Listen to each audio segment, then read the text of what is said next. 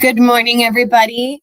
Firstly, we want to thank you on behalf of Balboa Academy and all of our Inspire team for being here, for taking the time to join us in this talk that we're going to have to share some information about the advantages of full immersion, English immersion program, such as the one we have here at Balboa Academy.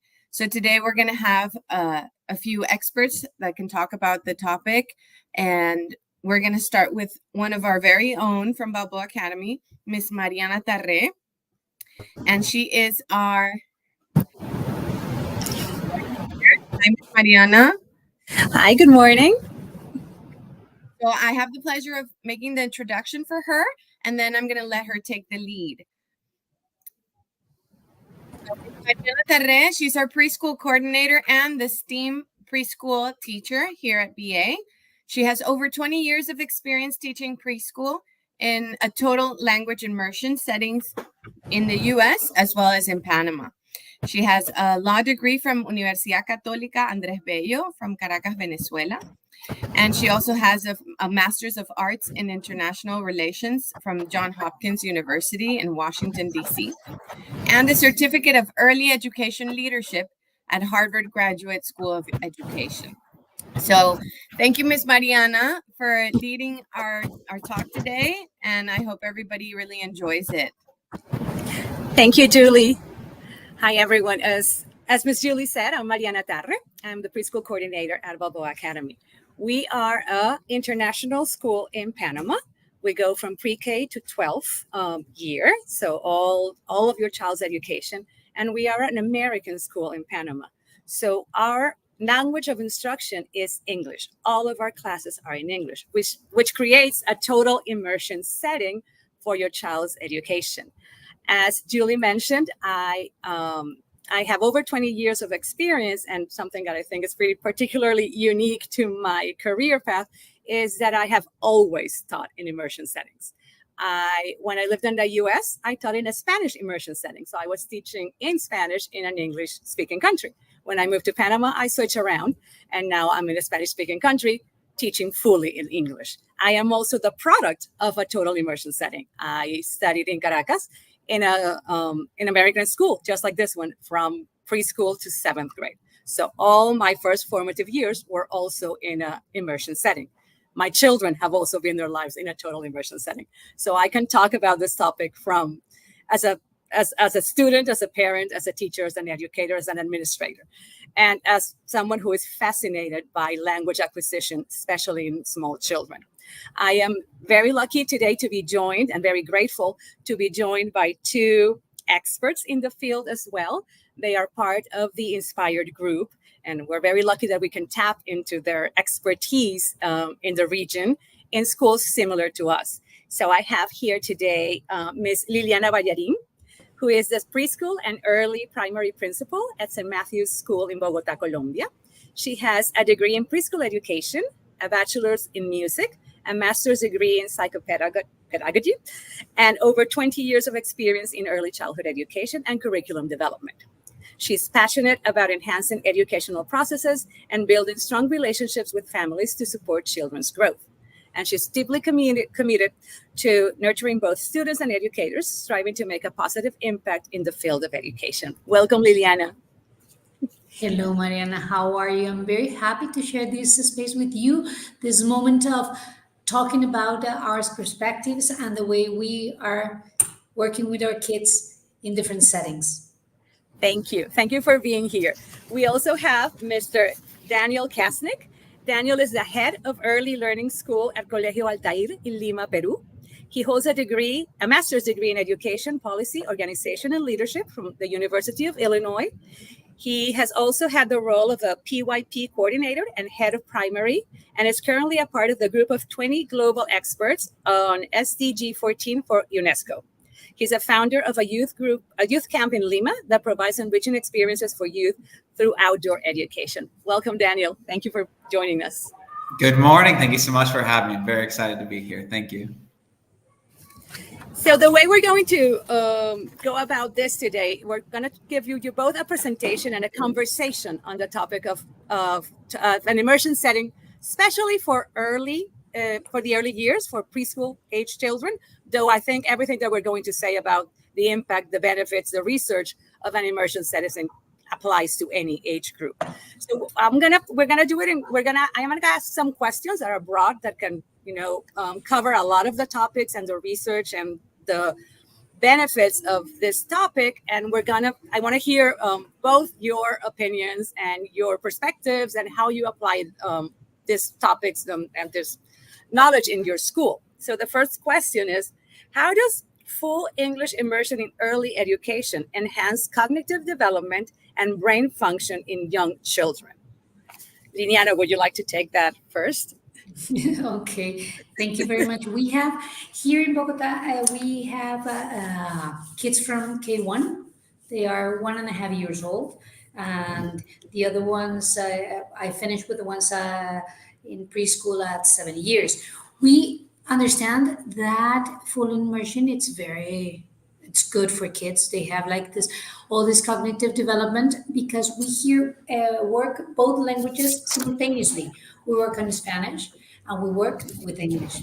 They work developing also other forms of expression like arts and music, and we work based on projects here. So we have a lot of inputs, but we really rely all the English teaching to our homeroom teachers who are self-contained teachers. So they are in charge of English, math, science, and social studies, exploring the world and all the logical thinking. But here we have this, not this emphasis, but we give the same importance to Spanish and to English in our setting. And I think that, Daniel, you have like this same structure in Peru, isn't it? Yes, that's correct, Liliana. Yeah, I wanted to dive into some of the benefits that I've seen working in this sort of setting where we are respecting the mother tongue in many ways, but at the same time, English is definitely the focus that we have at our school as well. One of the most obvious ones is your memory, right? That short-term and long memory development from a young age is very important. We all know there's a window in which we have to learn a language to really capture it completely. And that's why we focus so much in the early years on it. And we see that transfer over, right? Because as they're learning that second language, they're developing memory and agility, which is going to then transfer over when they're doing any kind of work in an academic setting. And so it's great to be able to see the kids be able to code switch as well. I see them in school using English. They step outside the door and they buy an ice cream from the man on the corner and they need to use Spanish, and they're just back and forth. And that then, of course, transfers way beyond the language. It transfers into anything that they need to be agile with, that code switching, that short-term, long-term memory development.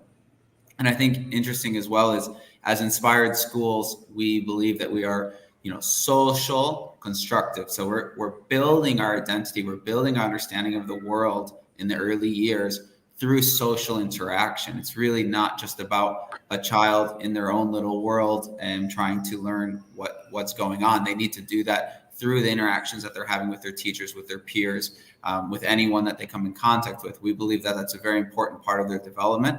And by being in an immersion setting and using the language in different ways, they're actually building that social side as well. And that social aspect of the learning then transfers into every aspect of their life, which is really, really wonderful to see the kids meeting that challenge and then reaping the benefits of it.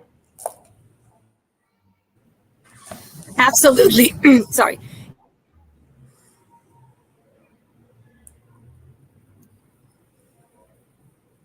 I think we lost you. I think that we lost Mariana. They also develop like a lot of attention, for example. I don't know, Daniel, what do you think about it? Yes, absolutely. The attention span is like...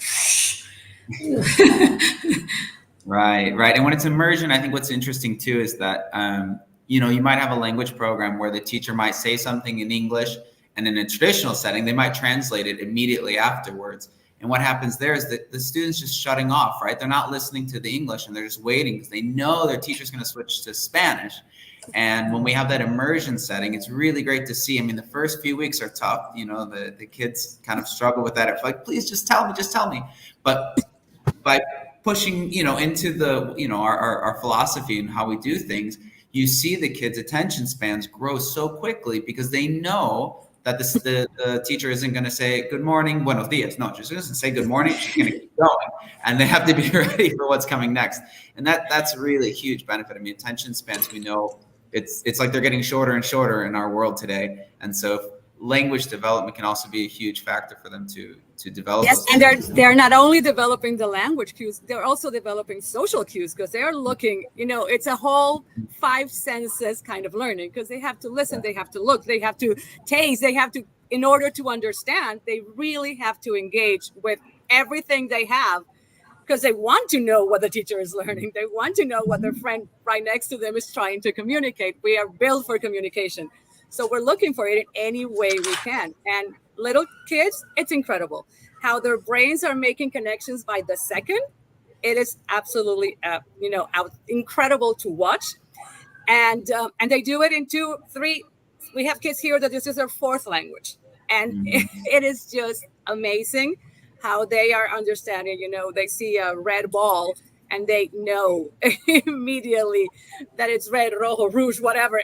And they can switch. That code switching is also fascinating to watch. Yeah, I love asking students what language they're using in their head. I say, what language do you dream in? And they'll say, I dream in Spanish. And when you're thinking about what you want to do today, I think about that in English. And when you're doing this, and it's interesting because they start becoming aware of, like, you know, multiple languages are going on in their head, and it's just they're fascinated with how that interacts with their day-to-day. It's really funny to see it. That is a question that I ask my own children. In what language do you dream? Yes. And they do dream in English. Do you have anything to add to the benefits of cognitive enhancement? I think that definitely also we can talk about the incredible neuroplasticity of a child's brain, of anyone's brain, but especially in young children. It is, with the language, you are creating, you know, double, triple, quadruple the synapses in your brain as you're learning everything in multiple languages. And I think that translates to mathematical skills, to musical skills, which are both, in a way, you know, a code and a language. And they are really incredible problem solvers. They are, I think their creativity is immense because their brain is always kind of overworking. In a way, they have created more synapses, more connections, and they just have to use, and it's completely proven that, you know, bilingual, trilingual people use parts of their brain differently than monolingual people. And it actually protects you in the long term for Alzheimer's, dementia, and, other mental diseases, is because you just use your brain more. You have to. And Mariana, I saw on your introduction there that you teach the STEAM classes. Yes, I do. I do as well. I do with great. I have to say, their level of creativity is much higher. It's much higher. Their way of problem solving, seeing things from different angles, from different perspectives. You know, what I try to do in my STEAM classes, it's not, you know, just follow step 1, 2, 3, 4, and we have the same product. I really try to say, here are some materials, here's the problem, find a solution. And it's really amazing to see their minds start going. And that, I think something happens with language learning too, is that we're going to make mistakes. You know, it's like learning to walk. You're going to fall a bunch of times before you actually. And it's important to fall. It's important to fall. And it's so important. You need to learn how to stand up again. And you learn how to make mistakes and how to make mistakes gracefully. And so I think, you know, a child who's learning another language, they've made so many mistakes along the way, which they will, which is normal, which is great. They're going to confuse vocabulary. They're going to switch sentence order around. They're going to do all sorts of things. We all did it ourselves when we were learning languages. But that then transfers over, right? So when I give them a complex problem to solve in a STEAM setting, you know, mathematical setting or any setting, they're going to come up with way more solutions. That divergent thinking opens up so much more because they see so many more routes to get somewhere. And I think that's one of those benefits that is not talked about enough. But that exactly. Failing is a great skill to have. And it is exactly like to go from A to B. When you are thinking in multiple languages, you know that you're not only using words, you're using mimic, you're looking at charades, you're looking, face expressions, and you learn to go. It's really very creative. You become very creative and amazing problem solvers. You are thinking outside the box continuously. And the kids do not feel ashamed because they are no, but they are making mistakes. They go on. They just like go on and they try this word or this other one or some kind of gesture or something for you to understand, and they just go on. And I think that is like that window that we have right now. It's that moment that they can take risks and they can do things without feeling embarrassed or anything. They just go on, and I think that is our moment to work with them Yes, and in yes, as something many that languages as we can. absolutely, and something that we haven't discussed is that when you're in an immersion setting, you're learning that second or third language completely organic way, like you learned your first. You're not sitting, with Duolingo going, "Yo me llamo." No, you go and Right. It's acquisition. It's acquisition of a language, right? It's a natural. Yes, acquisition. It's Yes. fun. It's playful. For the child. I mean, I think as the adult, we kind of go, oh well, this doesn't look. This doesn't look like how I learned as a child, and so at first it can feel a bit off. I think as the parent, you're watching it and you go, is this going to work? But you have to trust. You have to trust the process because we know it works. We have so many between all the three of us. We have so many years doing this, and we see the results. We know what it's like to have that child come back who's at some prestigious university and say, "Thank you for teaching me all those years ago," and perfect English, and they've become so successful in so many ways. And you go, yeah, it worked, even though we had to struggle through those first months. It works, right? I tell my parents, like, I can guarantee you that I know what the first words are going to be. It's going to be open, please. They learned that first day. They figure out that those three sounds, open, please, gets them their cookie. Yep. And they have no idea what that means. They have no idea, open is a verb that means to unlock, to unfold. No, they know that open gets you something and you get a cookie. Exactly. And that it's very different to learn like that to learn with a book and a class and a grammar lesson, and they're so quick that literally they learn that the first day. Yes. And by the second they remember. Yeah. Yes. So I'm going to go ahead with our second question. In your experience, how does early immersion in a second language like English help foster cultural sensitivity and prepare students to become global citizens? Danielle, would you like to start this one? Sure. I think first and foremost, when we're talking about immersion, we're talking about language acquisition. We're not talking about, English class. We're not talking about a separated hour in the day where they sit down and do, just grammar and vocabulary. We really, when we're talking about language acquisition, we're talking about not just words, right? We're not just talking about oral spoken language, not just talking about written language. We're talking about the culture that comes with the language. So I think moving away from that traditional students with workbooks, checking the vocabulary, checking the grammar, moving away from that and saying we're using the language as a vehicle, but we're also using it as an immersion experience into culture.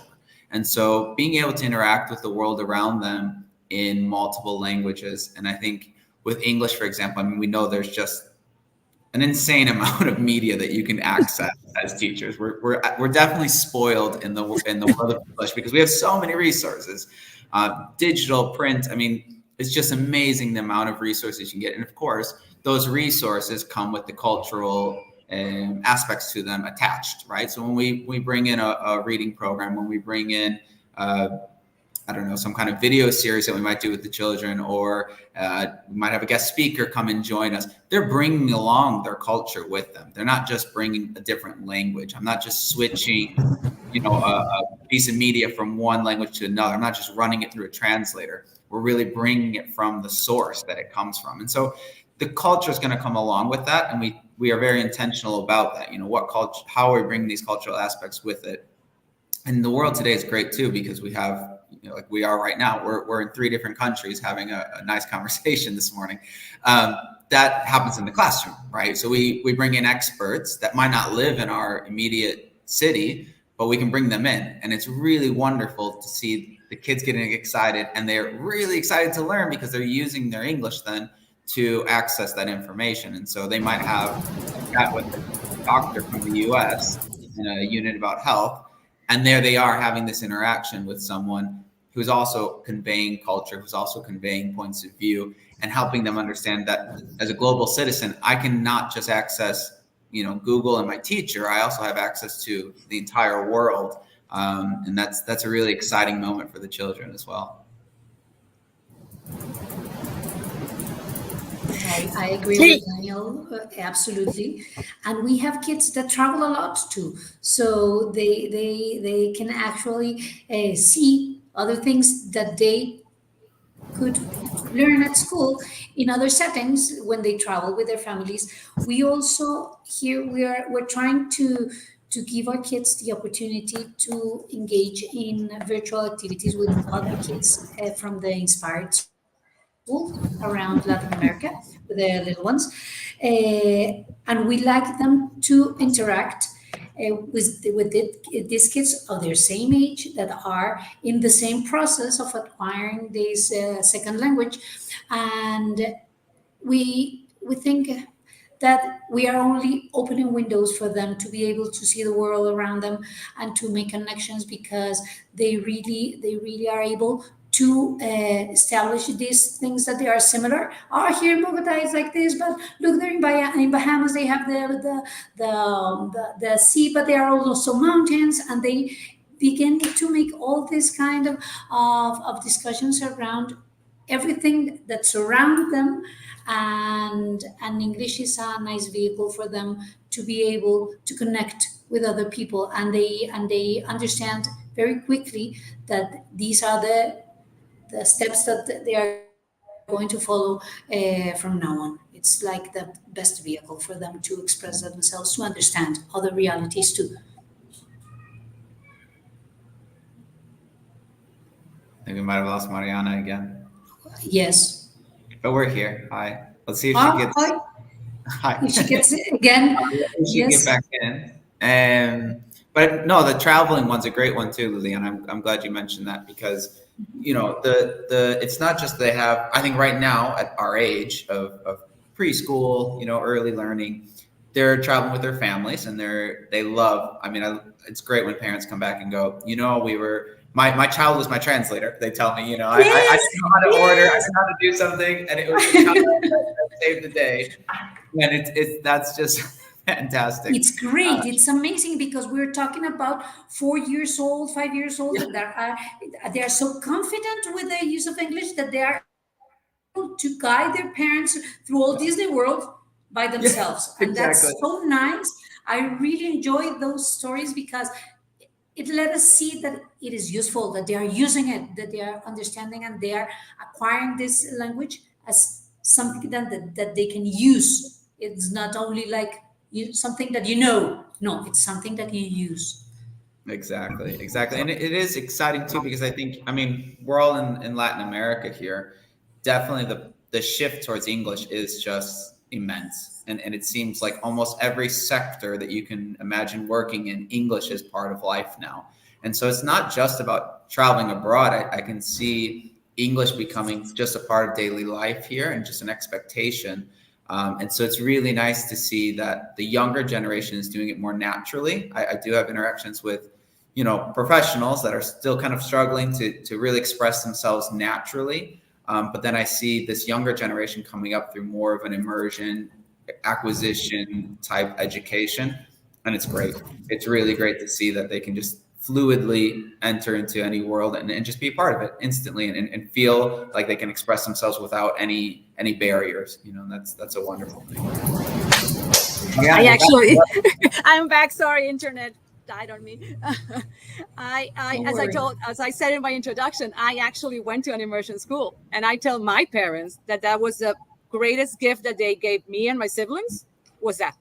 Like, that opened every opportunity for us later on. And I'm from Venezuela. political situation over there has been chaotic for a very long time. And, thanks to that, not only the language, but the exposure as a culture to the US mostly, I was able to immigrate without a hitch, and go to school and work and, and develop professionally thanks to those years of immersion as a child. It made it so much easier, so much easier. So I my parents like, thank you for making that choice for me. So I think we can go to our third question, which is what are long-term academic benefits you've observed in students who have undergone full English immersion from an early age? And I think this combines everything we have said up to now. Yes, sure. The linguistic flexibility that they acquire, the stronger cognitive skills, that's something that it's undoubtedly, and the sense of global citizenship. I think that is something that you can have as a long-term academic benefit that open the mind. I don't know, Daniel, what do you think? No, absolutely. I think that global citizenship, the open-mindedness, all of that obviously benefits in any line of work in the world today. I also think that immersion goes, we're talking about academic benefits here in the question. We talk about BICS and CALPS, right? So the BICS are those basic interpersonal skills, your communication skills, and then you have your CALP, which is your cognitive academic language proficiency. And what happens generally, though, in an immersion setting is that you get the BICS come in strong at the beginning. Those interpersonal skills come in real strong, and then the CALP, the cognitive academic, builds through it. Whereas a traditional setting is more, it stays in the academic setting, it stays in the workbook, it stays in the flashcards, and it gets stuck there. And you don't see that interpersonal communication skill side built. And so when I run into a secondary student, for example, that's at our school, they can chat with me like they're chatting in their first language. We can talk about whatever because they have the skill in which to do it, and they use even modern slang, and it's clear that they have a complete handle on the language, and that obviously is going to help them academically, because that confidence, that ability just to fluidly use the language is obviously transferring into the classroom. And we know the classroom looks different today. A secondary classroom today looks very different. It's a lot more interaction. There's a lot more group work. There's a lot more collaboration. And those communication skills, if they're fluid, are going to help them greatly. Whereas the more traditional old school setting where they just learn the academic side of it, the day they have to speak out loud, it's just, there's just no way of getting out what they really want to express. But on paper, they were able to do it, right? On paper, they were able to fill out 100 workbooks with no problem. So the immersion setting is going to help that other side of it, which is those interpersonal, that communication side of it, oracy as we refer to it, which then links into everything that they're going to do in their school life. Yes, I think it definitely enhances all those soft skills that are pretty much gonna there's so much saying nowadays that we are educating kids for careers and professions that don't even exist right now because the world is changing so quickly. So it's not really about, knowing just math. You need to know, you have the interpersonal skills. And I think when you are in a setting, a diverse setting, not only language, but culturally and, international, you definitely, those have to come. You need them to thrive in a setting like this, and you work on them. We're all kind of, practice makes perfect. We are practicing them daily. And that, just like we said, problem solving, creativity, empathy, understanding, being openness, tolerant, that comes from a setting where you are exposed to this daily. And really your brain kind of operates differently. There's children, I see the high schoolers as well. I see my own children who are now I have 2 young adults, and they have that confidence and ability to be in very diverse environments and feel comfortable and confident.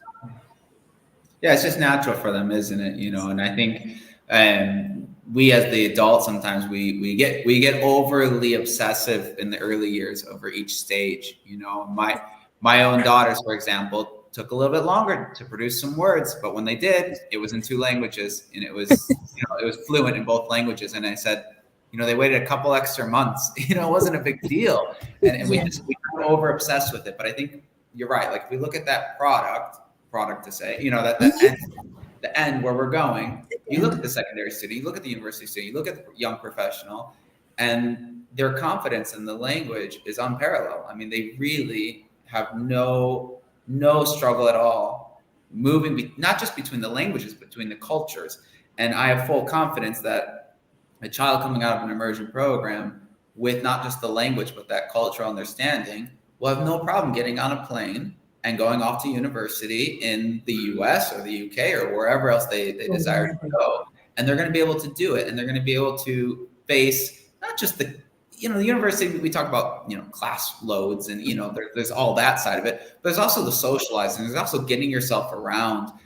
For a lot of our students, when they go abroad, it's the first time they're on their own, you know, and they're taking public transit, or they're, you know, they're doing their weekly budget and they're shopping and all their things, and all of that comes along with it, right? And I think seeing language not just as a set of words, not just as a way of communicating, but really a lifestyle is what we're going for. And so when we talk about preparing students for university or going to college, we're not just talking about the academic side of it, right? That's part of it. But to be successful, you need to know how to get around. You need to know how to make friends and interact and all the million and things. Understand other cultures and understand other ways of seeing life, and understand people from another side, not only how they are, how skillful they are, but how they live, how is the cultural expressions, and to respect them, to know them, and to be able to share yours too.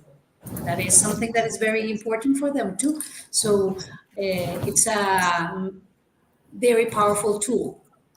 I just love that word that you say, respect. I think that this setting, this environment, this, you know, exposure to differences and you know, in every way, because we're exposing them not just to language, we're exposing them to beliefs, to religion, to culture, to food, to you know, all kinds of things. It helps them respect others, which I think we all need in the world, that ability to respect others and differences. And, you know, not everyone has to agree and believe and do as you do.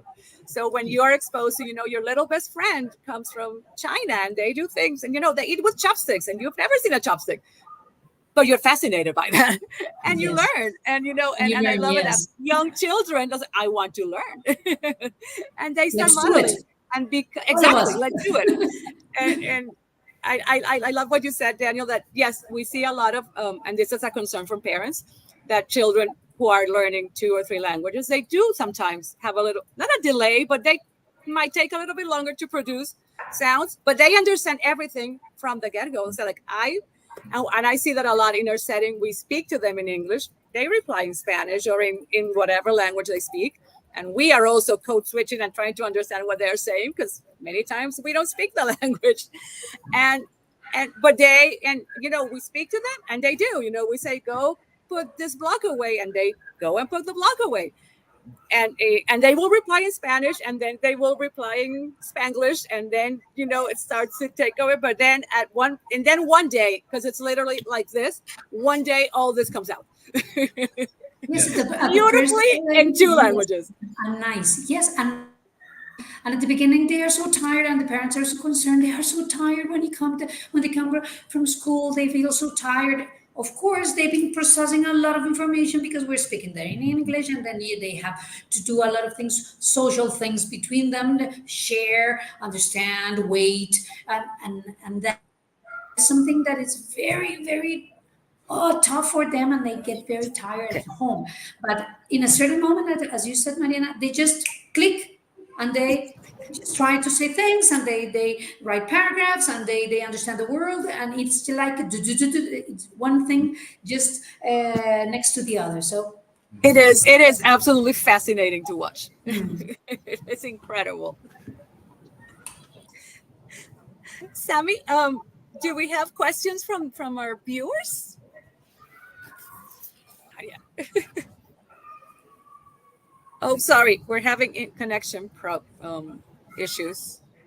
Our internet's not working correctly.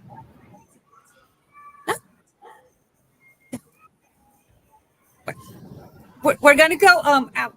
Do you have anything to add to this? Because we could also want to take some questions from the parents and people who have been watching the webinar. So I don't know if you want to add something to that before we go into questions, or Happy to jump into questions.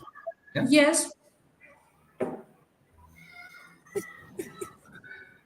Okay, we're getting the technology issues solved.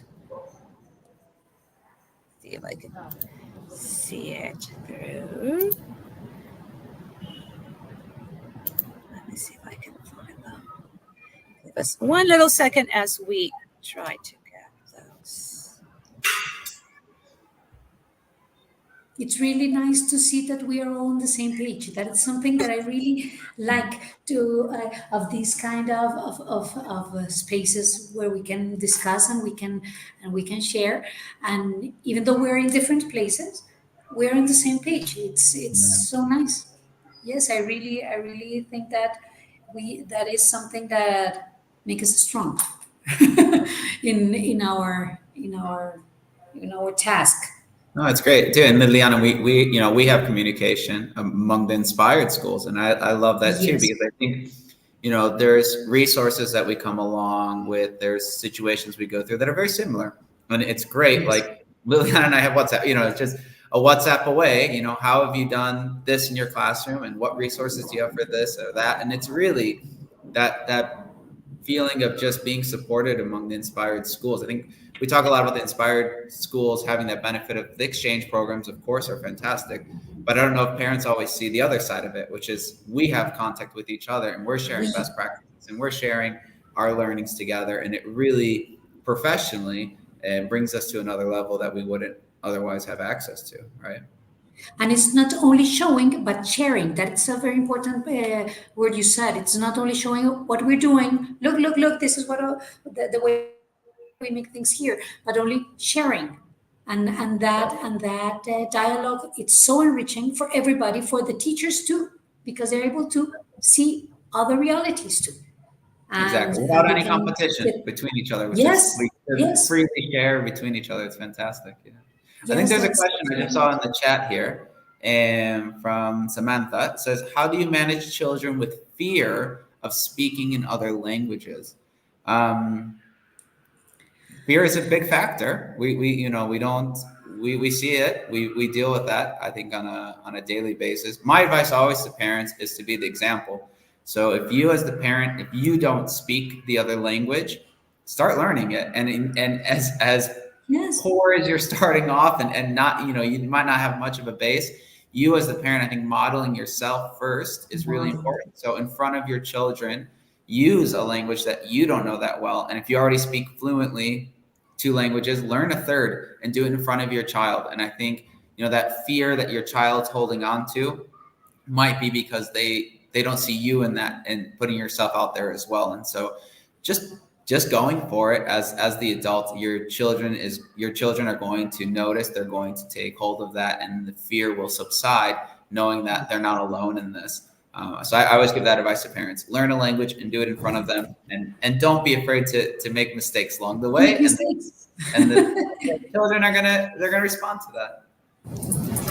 And I think the beauty of doing this, since you're 3, 4, 1, is that you're learning the exact same way you learn your first, and you make mistakes, and you say, mañana fui a casa de mi abuelo, and you're like, no, ayer fui a casa de mi abuelo, but it's okay. You just, you go for it, and they do the same in the second language. They just go for it because they want to communicate. We all want to communicate, and little kids, most of them, we do see some kids are like, oh, I'm not gonna, but most of them, they just go for it. And if you're little, it's how you're learning. They don't expect perfection. We, as adults, we find it a lot more difficult.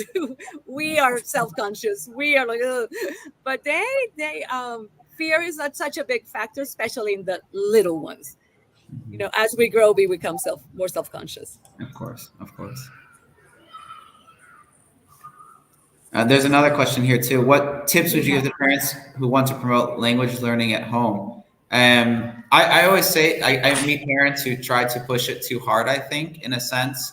Let me explain. If they're going all day into an immersion setting and then coming home and you're saying, the minute you walk through this door, you only speak English, it's a lot. It's a lot for the child. So I think being strategic about when you're using the languages and how you're doing it. Make it fun, make it playful. One of the advices though that I always give to parents is they'll tell me, we only watch movies or we only read books now in English only.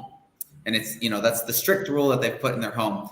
And my advice always to them is great. That's a great step. I think media is something that, children obviously love. I mean, my daughter won't go to bed without a book. But what I always encourage is when you're still in that point of not fully grasping the language, my advice to parents is, if you're going to watch The Lion King, watch it first in the mother tongue. Watch it in Spanish. Let them understand who the characters are, what the plot is, what's going on. Really capture the movie, the context, the essence of the movie, and then watch it next weekend in English. And so now the child's not trying to struggle figuring out all the characters, all the plot, all the things that are going on, the story twist. It's really just then I'm enjoying the movie now because I know what's going on. And now I'm picking up lots of vocabulary. Now I'm picking up, how that language is used, or how when a question is said, what tone in the voice is being used. I'm going to be able to pick up a lot more language cues the second time around if I've already experienced it in my mother tongue. Same thing with books. I'm sure you can get, even if you can't get your hands on the Spanish version of the book, read, if you can translate yourself, read the book the first time in Spanish. Let them capture that story. Let them understand what's going on in that book. And then the next night when you read it, do it in English. And then they're going to just be grabbing that vocabulary. They're going to be grabbing the phrases that are in the book, and they're gonna enjoy it more, but they're also going to benefit a lot more. So I always say be strategic in it, and allow the mother tongue to be that first passageway in, and then allow them to get the benefits from it. Yes. Music is another way, such a wonderful way to learn, by singing. By singing. You can replicate sounds more easily when you have a beat and a music and a melody, and it's fun, and children love to sing. So it's one of the ways we sing every day here at school, but sing at home, get the music in the car in English, and everybody will soon be having fun and practicing, and your pronunciation is so much better when you sing. That too. We have here one. Do we need to correct our kids with their English when they made mistakes at home? How can we do it properly? Naturally, with love and not punishment. So don't worry. As the same as you said, Mariana, it's not. Mañana fui. No, it's not mañana fui. It's ayer fui. Okay, so the same way. It's not like something.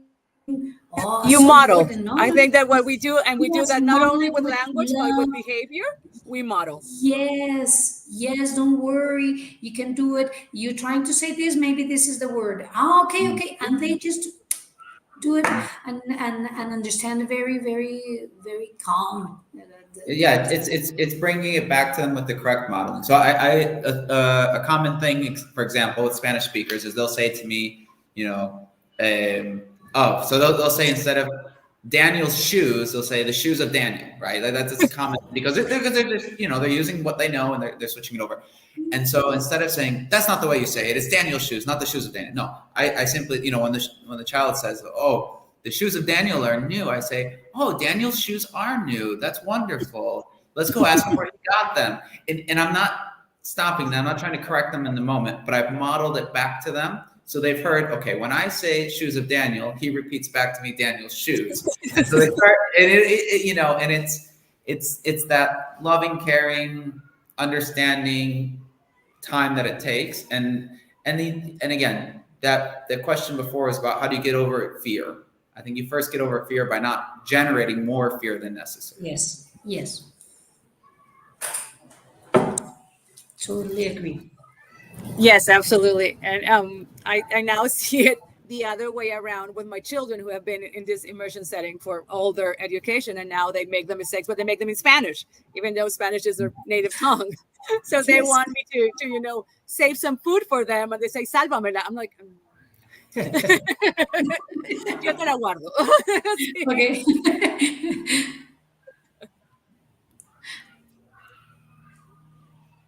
Do we have another question, Sam? Okay. So I don't know if there's anything, if we want to close with any, very wisdom on everything, with like kind of rounding it up on the benefits and the impact. I think we covered everything.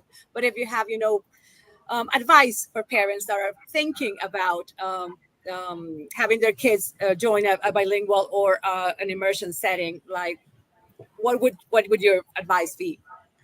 Do it. Expose your kids to as much languages, forms of expression you can. They can do it. They will enjoy, and then they will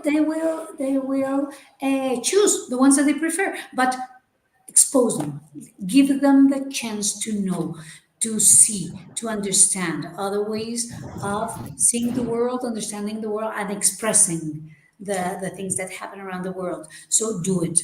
Please do it, because we have these opportunity during these years, and it is incredible the way that they learn during this time. Yeah, I would say the same. I always tell parents, this is once in a lifetime. Your kid is never going back to being one, two, three, four. You can't go backwards. And please, I mean, this might sound strong, but don't rob them of the experience. Don't rob them of this opportunity. I mean, if you wait until later to do it, we know that brain development plasticity is so at its peak when they're younger. And if we wait with language, we're really taking away an experience for them. And you're going to give them more struggle in the future. I don't know about everyone here, but I've learned languages much later in life, and it was very difficult. And I think, why couldn't I have just done this much earlier in my life?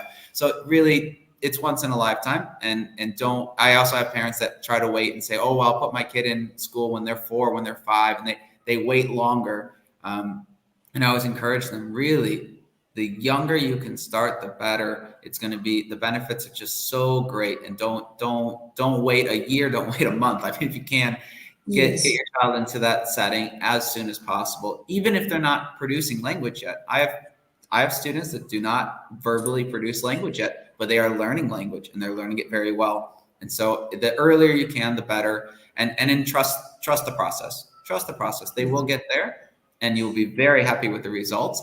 Maybe not on day 1 or week 1 or month 1, but they are there. You have to trust the process. Absolutely. It will come. It will come. All of our brains work differently, and we work at a different rate. But we guarantee, you have 3 experts here who have done this for decades.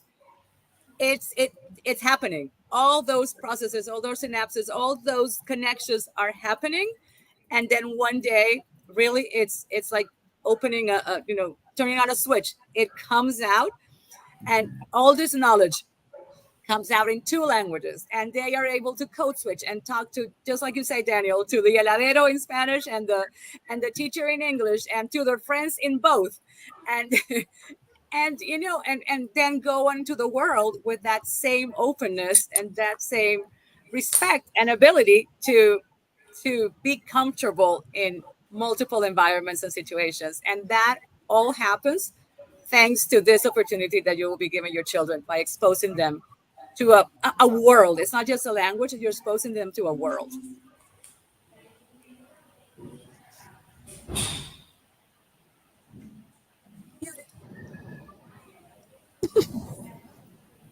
It would be good to unmute. Thank you.